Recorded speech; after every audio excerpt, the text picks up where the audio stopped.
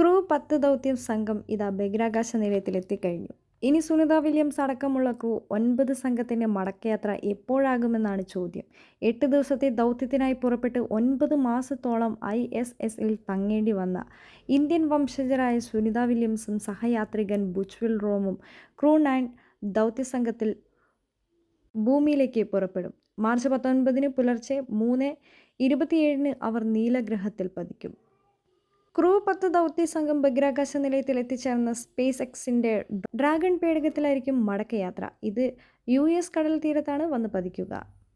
Sunitha Williams ഇനി ഭൂമിയിലേക്ക് എത്തിക്കഴിഞ്ഞാൽ സംഭവിക്കാൻ പോകുന്നത് ഭൂമിയിലേക്കുള്ള തിരിച്ചുവരവ് ഏറെ സന്തോഷം നൽകുന്നതാണെങ്കിലും സുനിതയും സംഘവും നേരിടാൻ പോകുന്നത് വേദനയുടെ നാളുകൾ കൂടിയാണ്.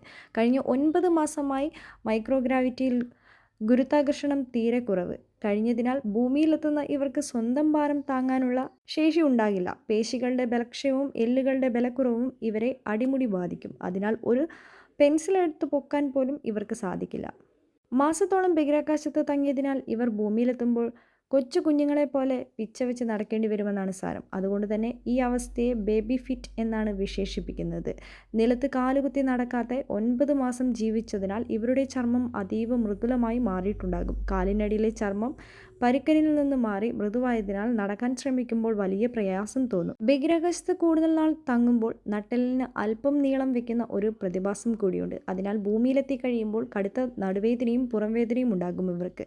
അതുകൊണ്ട് തന്നെ സാധാരണ മനുഷ്യരുടെ ദൈനംദിന ജീവിതത്തിലേക്ക് ഇവരെ തിരിച്ചു കൊണ്ടുവരാൻ 45 ദിവസത്തെ പുനരധിവാസ പദ്ധതി നാസയ്ക്കുണ്ട്.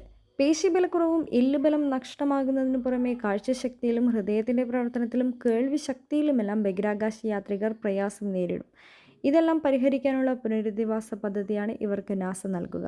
ശരീരാരോഗ്യവും മാനസികാരോഗ്യവും വീണ്ടെടുക്കുന്നതിന് ആവശ്യമായ എല്ലാ പിന്തുണയും നാസ നൽകുന്നുണ്ട്.